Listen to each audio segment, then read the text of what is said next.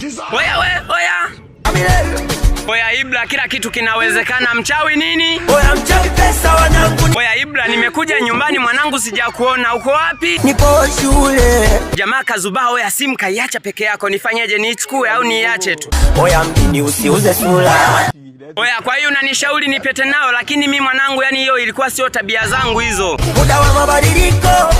Lakini unanifundisha tabia mbaya. Maisha mjini lawama.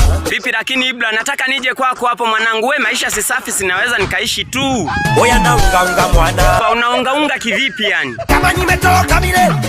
Kwa hiyo wewe siku hizi unaunga kama umetoroka Milembe. Oya we, oya. Oya. Wamile. Oya we Ibra, mwambie basi Bando hapa ache kuzingua. Wewe aniwezi kwa lolote wewe. Oya we usinitesti, utatikisa kibiriti. We Bando, mimi nina hela, utanifanyaje? Oya heshimu watu bwana, pesa zoezi kukuzika. Ya kuchukia, kwa nini sasa unasema hivyo? Maana chuki sio maisha. We Ibra, we na Bando mbona mnajidai hivyo? Mna nini nyinyi? Maana tunajikubali. Sijakuelewa, yani mnajikubali kwa nini yani? Oya tulikotoka ni mbali. Haya niambie sasa, huko wewe ulikotoka ulikuwa unaishi na nani? Nilikuwa naishi na Harmonize.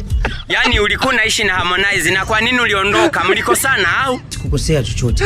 Kwa hiyo sasa unataka kuniambia kwamba yeye ndo aliyekukosea?